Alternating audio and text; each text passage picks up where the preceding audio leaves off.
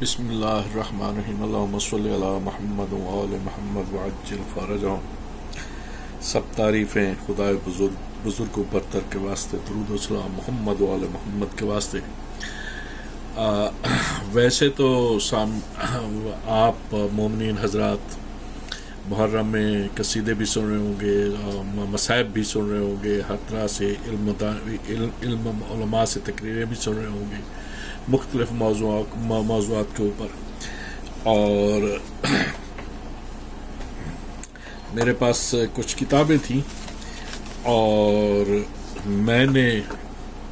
سوچا کہ کیوں نہ ان کتابوں سے بھی ذرا استفادہ حاصل کر لیا جائے۔ ایک کتاب تو ہے میرے پاس تاریخ شیعہ علی، بہت خوبصورت کتاب ہے، لکھنے والے نے بھی بہت پیارا خوبصورت کر کے لکھا ہے، الفاظ کا چناؤ پھر بیان کرنے کا انداز بڑا بہترین، لیکن اس کو میں 2 دفعہ پڑھ چکا ہوں۔ لیکن یہ جو کتاب ہے جو میں اب آپ کی خدمت میں پیش کرنے جا رہا ہوں، زیادہ وقت نہیں لوں گا، انشاءاللہ کوشش کر کے زیادہ سے زیادہ 20 منٹ میں ختم کر دوں، جتنا بھی ہو سکتا ہے 20 منٹ میں اتنا ہی پڑھ لوں، اور باقی آہستہ آہستہ تھوڑا تھوڑا کر کے ایسے چلتی رہے گی گاڑی۔ کتاب کا نام ہے غلامان اہل بیت علیہ الصلوۃ والسلام، اور 4 معصومین علیہ السلام کا غلاموں کے ساتھ حسن سلوک، اور اس کو لکھنے والے ہیں الحاج مولانا مقبول احمد نوگانوی۔ تو شروع کرتے ہیں، لیکن یہ ابھی ایکچوئل کتاب شروع نہیں ہو رہی ہے، یہ جسے کہتے ہیں پریفیس یا پیش لفظ، یہ میں وہ پڑھ رہا ہوں، اور پھر انشاءاللہ آگے چل کے وہ پھر کتاب کو وہ کریں گے، شروع کریں گے۔ بسم اللہ الرحمن الرحیم۔ لکھتے ہیں، انسانی زندگی کا صحیح نقشہ یہ ہے کہ انسان دنیا میں جملہ کمزوریوں کا مجموعہ بن کر آتا ہے۔ اس کے پاس نہ علم کی طاقت ہوتی ہے نہ جسم کی۔ یہ صحیح ہے کہ اس کی طبیعت میں طاقتوں کے بے شمار خزانے پائے جاتے ہیں، لیکن سر دست وہ ان تمام خزانوں سے بے خبر اور بیگانہ ہوتا ہے، اور ہر صلاحیت کے ظہور میں دوسرے افراد کے سہارے کا محتاج ہوتا ہے۔ شاید یہی راز ہے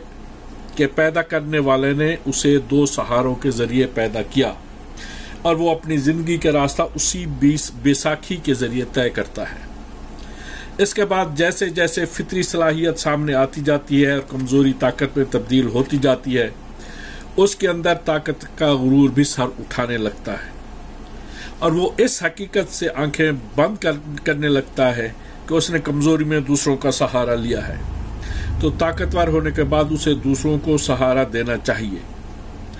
بلکہ اس کے برعکس وہ دوسروں سے کام لینے کو اپنا فطری حق سمجھنے لگتا ہے، اور یہیں سے عنایت کا وہ سلسلہ شروع ہو جاتا ہے جو ایک دن نظام ابدیت تک پہنچا دیتا ہے،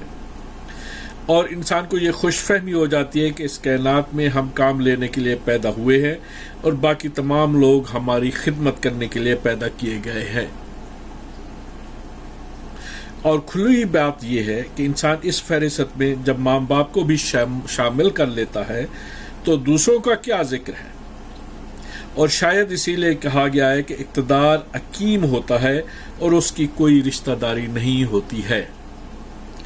دنیا میں طاقت پیدا کر لینے کے بعد جب انسان کمزوروں کے استحصال کا کام شروع کرتا ہے تو وہ دونوں طرف سے لامحدود ہو جاتا ہے، نہ کمزوروں کے بارے میں معمولی سے معمولی حیثیت کا قائل ہونا چاہتا ہے، اور نہ اپنے بارے میں بڑے سے بڑے عہدے سے راضی ہوتا ہے، اور بالآخر ایک دن انا ربکم الاعلی کا نعرہ لگا دیتا ہے، اور پوری قوم کو اپنی غلامی میں لے لیتا ہے۔ قانونی اعتبار سے غلامی اس نظام کا نام ہے جس میں ایک انسان کے ہاتھ میں دوسرے کا سارا اختیار ہوتا ہے، اور دوسرے کے ہاتھ میں اپنی زندگی کا کوئی بھی اختیار نہیں ہوتا ہے۔ ظاہر ہے کہ یہ صورتحال سوچنے میں بھی انتہائی مکروہ معلوم ہوتی ہے، لیکن انسانیت کا ایک دور ان حالات سے گزر چکا ہے، اور ایک دوران حالات سے گزر رہا ہے۔ انفرادی غلامی کا دور تمام ہو چکا ہے اور اجتماعی غلامی کا سلسلہ تاہنوز جاری ہے، اور بڑی طاقتیں چھوٹی طاقتوں کو ہر اختیار حیات سے محروم کیے ہوئے ہیں۔ اور شاید اس کا ایک راز یہ بھی ہے کہ کوئی انسان اپنے جملہ ضروریات حیات کا انتظام خود نہیں کر سکتا ہے، اور اسے بہرحال دوسرے سے کام لینے کی ضرورت ہے۔ اب یہ اس کی شرافت کا تقاضا تھا کہ جس سے کام لے اسے اپنے سے بالا تر تصور کرے اور اپنے کو کمزور محسوس کرے، لیکن اس نے اس شرافت کے راستے کو چھوڑ دیا ہے اور شیطانی غرور میں مبتلا ہو کر اپنے کو اس سے بالا تر تصور کرنے لگا ہے، جس کے رحم و کرم پر جی رہا ہے، اور اس طرح کبھی ان کاشتکاروں کو غلام قرار دے لیتا ہے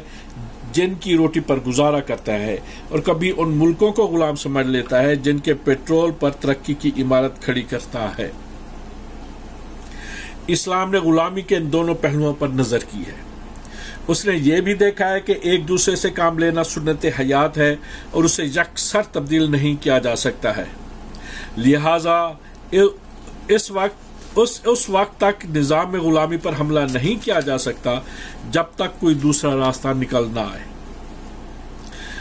اور دھیرے دھیرے مزدوری کے راستے کو کھولا تاکہ اسے غلامی کا بدل بنایا جا سکے، اور اس کے ذریعے ہر شخص اپنے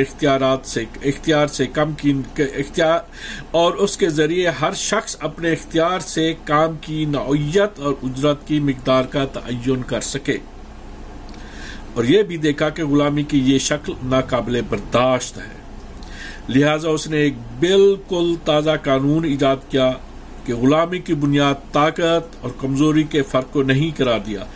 بلکہ اس کی صحیح بنیاد بغاوت اور شرارت کو قرار دے دیا کہ اگر کوئی انسان عقل و منطق کی باتوں کو ماننے کے لیے تیار نہیں ہے اور نظام عدل و انصاف سے بغاوت پر آمادہ ہے اور طاقت کا استعمال کر کے نظام کو پامال کرنا چاہتا ہے، تو اس کی سزا اس کی ذات تک محدود نہ رہے گی، بلکہ جس طرح وہ نظام عدل و انصاف کے علم برداروں کو قتل کر کے ان کی نسل کا خاتمہ کرنا چاہتا ہے،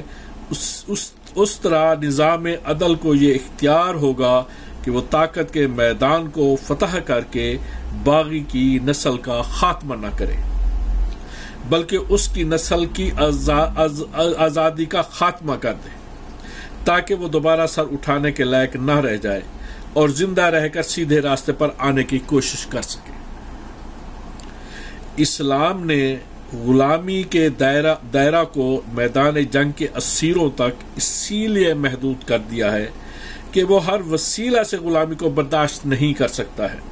اور اپنے نظام پر قاتلانہ حملے کو بھی مروت کی نگاہ سے نہیں دیکھ سکتا ہے۔ اس نے صاف صاف اعلان کر دیا کہ اگر کسی قوم نے عقل و منطق کے راستوں کو چھوڑ کر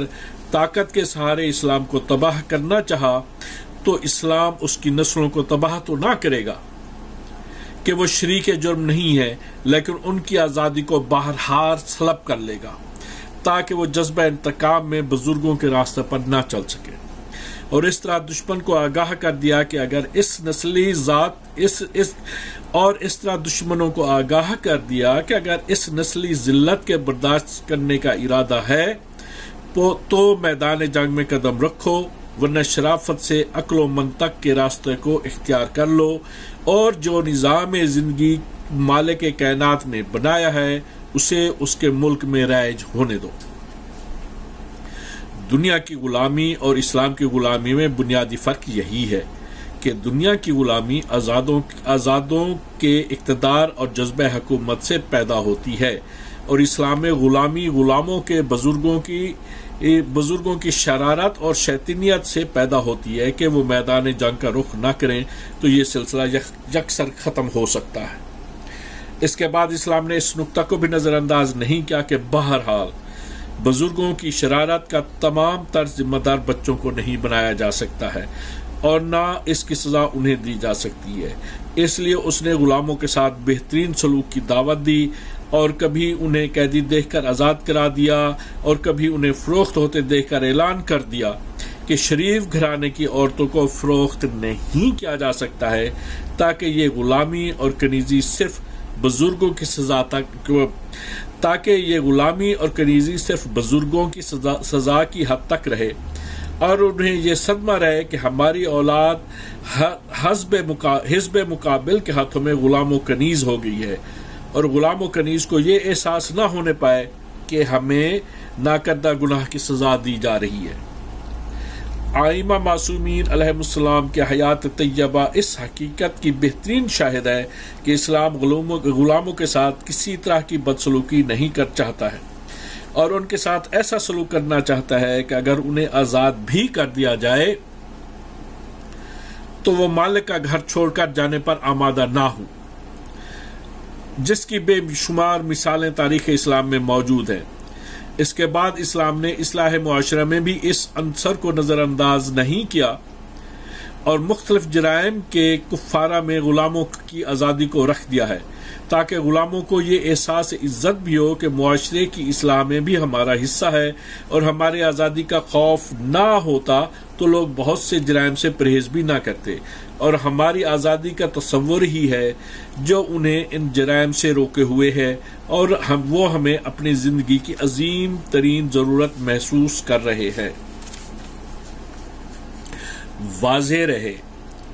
کہ نظام غلامی کا کوئی تعلق نسلی امتیاز سے نہیں ہے،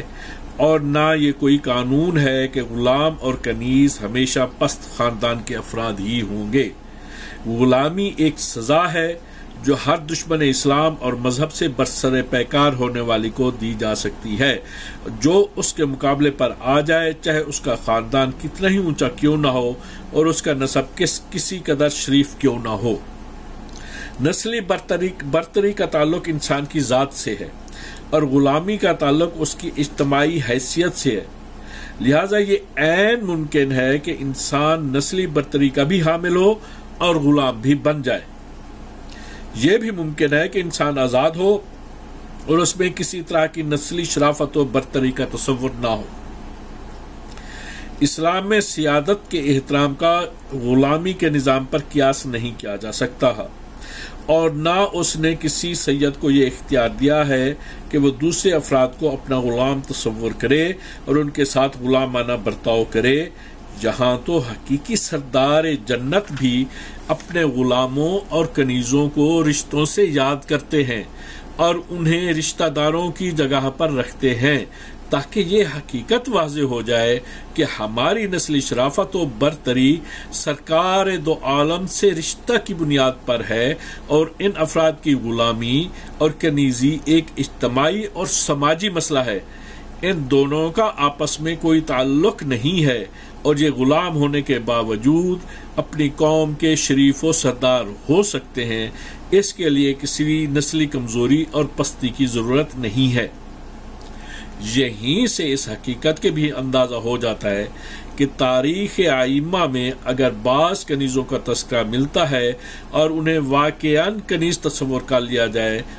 تو بھی ان کی یہ سماجی حیثیت کا اعلان ہے، اس کا ان کی نسلی برتری سے کوئی تعلق نہیں ہے، اور یہ عین ممکن ہے کہ ان کا تعلق کسی عظیم شاہی خاندان سے ہو، یا ان کا سلسلہ نسب کسی وسیع پیغمبر سے ملتا ہو، سے ملتا ہو۔ اس بنیادی نقطہ کے نہ سمجھنے کا یہ نتیجہ تھا کہ بعض یہود اہل قلم نے اس موضوع کو توہین معصوم کا وسیلہ قرار دے لیا اور اپنی جہالت کا احساس کرنے کی بجائے ان کی عظمت کو مجروح بنانے کی کوشش شروع کر دی۔ اسلام میں سیادت ایک بہترین شرف ہے اور اس کے اپنے احکام بھی ہیں، لیکن اس کا مفہوم نہ دوسرے افراد کی غلامی ہے، نہ اس نسب شریف کے حامل افراد کی اسلامی قوانین سے بالا تری ہے۔ قانون اسلام قانون الہی ہے، اس کی پابندی ہر فرد و بشر پر واجب ہے، چاہے وہ کسی نسل و نسب سے تعلق رکھتا ہو، بلکہ شریف نسب والوں پر اس کی ذمہ داری زیادہ ہے کہ خاندان رسالت ہی قانون پیغمبر کا احترام نہ کرے گا تو دوسرا کون کرے گا؟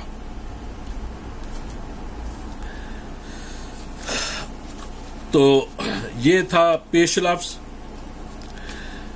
اور اس کے بعد جو ہے اب شروع کرتے ہیں کچھ اور. غلامی سے نجات عنوان ہے. لکھتے ہیں اسلام نے تلقین توحید کے بعد جو جرأت مندانہ کارنامہ اس نے انجام دیا وہ معاشرے میں پھیلی ہوئی اخلاقی برائیوں کے خلاف اس کا جہاد مسلسل ہے. ان سب حقائق کے باوجود جو اسلام کی مذکورہ جد و جہد کے بعد مشیت نتائج کی شکل میں سامنے آئے، ذہن میں خلش پیدا کرنے والی یہ حقیقت بھی موجود ہے کہ انسان کے ہاتھوں انسانوں کو غلام بنائے جانے کی رسم کے خلاف اس نے کوئی واضح اعلان جنگ نہیں کیا. اسلام کے سماجی انقلاب سے متعدد مذاہب اور متعدد طبقات زد میں آئے تھے. ان میں تل ملاحٹ اور جھنجھلاہٹ کا پیدا ہونا لازمی تھا، لہذا ہر چہار جانب سے اسلام پر جوابی حملے شروع ہوئے. ابتدا سے لے کر اب تک تحریک اسلام کو ایک غلط تحریک ثابت کرنے کی کوشش کی جاتی رہی. مخالفین کی جانب سے اس نظام کو ظالمانہ نظام کی شکل میں پیش کیا گیا. من جملہ دیگر اعتراضات کے اسلام میں غلامی کا چلن باقی رہنے پر بھی شدید اعتراض رہا ہے. چونکہ اس سلسلہ میں اسلام نے جو کام کیا ہے وہ نفسیاتی پہلوؤں کو پیش نظر رکھ کر، لہذا عام ذہنوں کی پہنچ سے یہ بات دور رہی کہ اسلام نے غلامی کے خلاف بھی کوئی کام کیا ہے. نتیجے میں مخالفوں کے پروپیگنڈا کا عوام بالخصوص شکار ہوئے. جس طرح خواتین کے حقوق کے بارے میں غلط سلط پروپیگنڈوں کو بغیر کسی غور و فکر کے بآسانی قبول کر لیا گیا. اسلام اگر یکسر غلامی کے خاتمہ کی بات کرتا تو عملاً یہ ممکن نہیں تھا، اس لیے کہ سب اس کے ماننے والے نہیں تھے، بلکہ اس سلسلہ میں جو دور رس فوائد حاصل ہوئے وہ بھی نہ حاصل ہو سکتے تھے. مسلم قیدی جس دوسرے معاشرے میں قید ہو کر گئے وہاں انہوں نے محاسن اسلام پھیلائے، اور جو غیر مسلم قیدی مسلمانوں کی تحویل میں آئے یہاں انہوں نے محاسن اسلام کی تعلیم حاصل کی اور حلقہ بگوش اسلام ہوئے. اس سنہری تاریخ سے تاریخ کا طالب علم ناواقف نہیں ہے. اسلام میں غلام فروشی کی روایت خال خال ہی ملتی ہے. البتہ ہمارے ائمہ اطہار علیہ السلام جن کی سیرت ہی اصل اسلام ہے، اس میں یہ بات بالخصوص نظر آتی ہے کہ زیادہ سے زیادہ غلام خریدے جاتے تھے اور انہیں معمولی بات پر زیادہ سے زیادہ آزاد کیا جاتا تھا. ہماری فقہ میں متعدد گناہوں کی سزا غلاموں کی آزادی قرار دی گئی. مثلا بغیر کسی عذر شرعی کے ماہ سیام کا روزہ ترک کرنا یا اللہ سے کیے گئے عہد و پیمان کو توڑنا. اگر اسلام میں غلامی کی رسم کو یکسر ختم کر دیا جاتا تو بہت سے غلام جو غیر مسلموں کی تحویل میں تھے آزادی حاصل کرنے کی نعمت سے مستقل محروم رہ جاتے. لہذا حکمت عملی ایسی اختیار کی گئی جس کے ذریعے غلاموں کی آزادی کی راہ میں آنے والی رکاوٹوں کو بتدریج دور کیا گیا.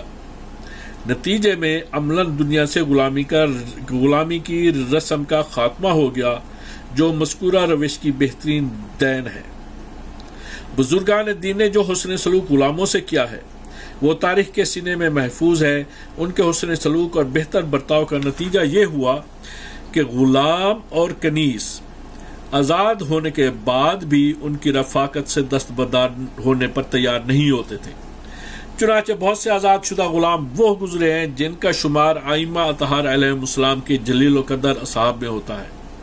گویا مصلحتاً غلامی کی رسم تو جاری رکھی گئی، لیکن غلاموں کے ساتھ ذلت امیز سلوک کی روش کے تار و پاؤ کو بکھیر دیا گیا. یہی دراصل آزادی کی روح ہے. یہ کوئی معمولی بات نہیں تھی کہ غلام خود کو آزاد سے بہتر پاتے تھے. بس جناب آج کے لیے اتنا ہی. ٹائم بھی آلموسٹ ہو گیا اور 20 منٹ ہو چکے. انشاءاللہ جناب باقی پھر کل سے جناب شروع کریں گے ہم. اور یہ غلامان اہل بیت اس کتاب کا نام جیسے کہ آپ کو پہلے بتایا،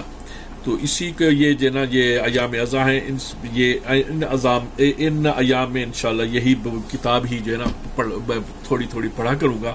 کہ اس میں یہ ہے کہ میرے پاس بھی بہت عرصے سے پڑھی ہوئی تھی، میں نہیں پڑھ پایا. لیکن آج جو ہے نا اللہ تعالیٰ نے توفیق دی، آج جو ہے نا آج سے شروع کر رہے ہیں، تو پھر انشاءاللہ جو ہے نا مل کے پڑھتے ہیں کتاب کو۔ اللہم صلی علی محمد و آل محمد وعجل فرجہ۔